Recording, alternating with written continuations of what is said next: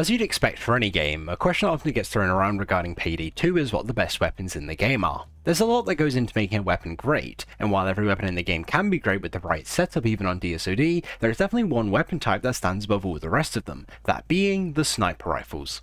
At a first glance, they don't really seem like they're that good, with them being semi-automatic or bolt-action rifles that while boasting high damage, are held back significantly by their low rates of fire. On paper, this makes sniper rifles look like horrible weapons to use, as you'll have a hard time keeping up with cop spawn rates, but fortunately enough, Payday 2 is not a game played on paper. To start off with, there are three main damage tiers that the snipers fit into: the 168s, the 258s, and the 504s, like the Contractor, Rattlesnake, and Platypus respectively. Starting with the 168s, they boast high concealment, high rates of fire, and high ammo pickup rates, but suffer from poor accuracy and stability to compensate for it. The big drawback that the 168s have comes inherently because of their damage, being that you can only one-shot headshot kill light SWATs, and pretty much every other unit in the game is going to take multiple shots to take out. There are two ways you can remedy this though, with Berserker or with crits. Berserker is a popular choice with the 168s, as being able to nearly double your damage does wonders for them and lets them get past the 256 damage breakpoint, allowing them to one-shot headshot kill heavy SWATs. Because of the high concealment stats of the 168s, it also makes them a perfect fit for crit builds that utilize low blow.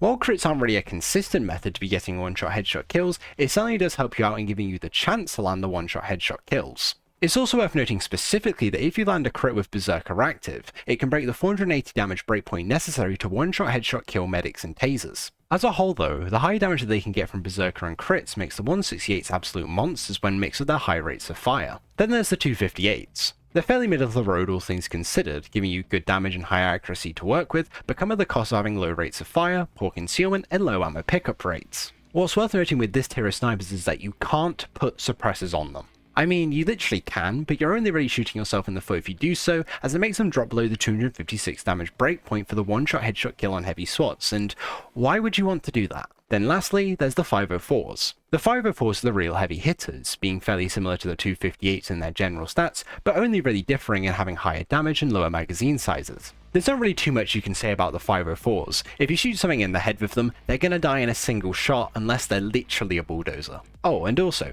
did you know that the plural of platypus is platypodes and not platypi like most people believe it is? I know it's completely unrelated to snipers, but I just wanted to share it since I specifically mentioned the platypus earlier. There are a few exceptions to these three categories though, such as the Thanatos. I don't really think they're worth talking about in too much detail though, as they all follow the general rule of that the more damage it does, the lower fire rate and ammo pickup rate it has. Shots from sniper rifles are armor piercing, being able to shoot through body armor, enemies, shields, and even certain walls. This is a pretty nice buff for obvious reasons, as you're guaranteed to be able to do damage to enemies regardless of where you hit them in the body, as well as hit collaterals with your shots. Hitting collaterals is also pretty cool, but it does unfortunately become kinda useless when you have graze, which is something I'll touch on later.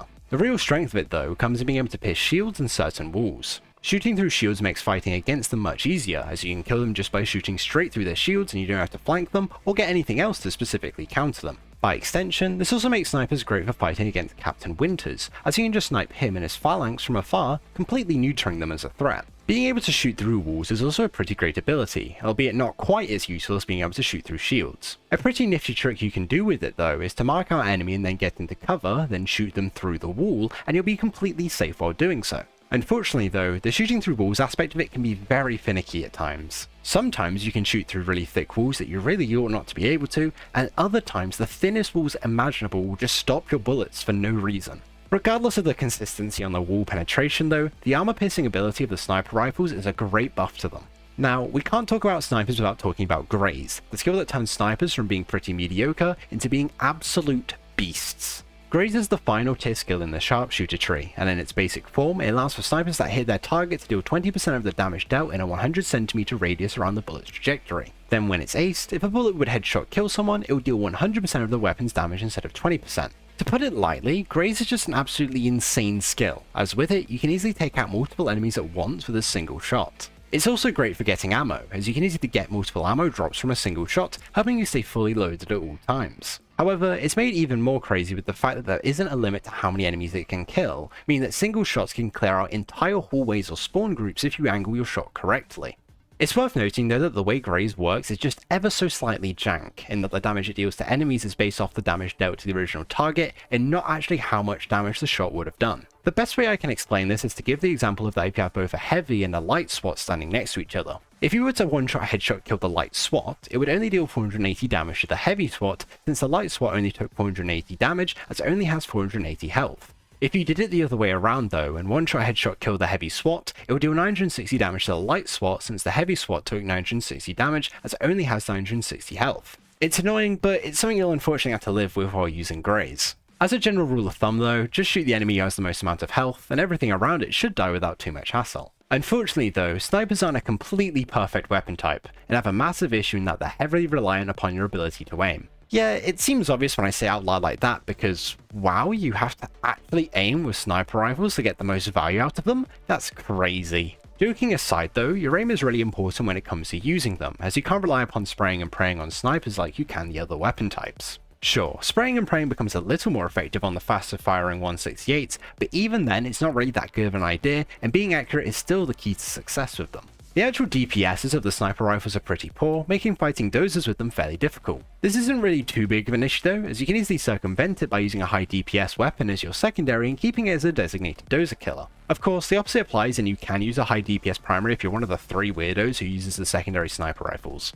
Outside the confines of the game itself, you're also heavily limited in what snipers you can use if you don't have any DLC. Unless you're willing to spend money, you're limited to only using the Platypus 70 and the North Star. That also unfortunately means that if you didn't get Payday 2 before they got rid of all the licensed content, you're limited to just the North Star, since the Platypus was part of the Bodhi character pack. Even with their flaws though, snipers are an incredibly strong weapon type, and I genuinely think they deserve the title of being the best weapon type in the game, even more so than akimbo SMGs. I know it's a pretty hot take, but it just comes down to ammo in all honesty. I've never ran low or even dry on snipers, but I have to actively try and conserve ammo on akimbo SMGs, and even then I'll struggle from time to time on them. Once you get past the hurdle of having to aim with the snipers, they are just absolutely bonkers, and you're easily able to rack up hundreds of kills with them. I know snipers are already a popular pick for most people, but if you haven't tried them out already, give them a try, and I'll guarantee you'll clean house like you've never done before.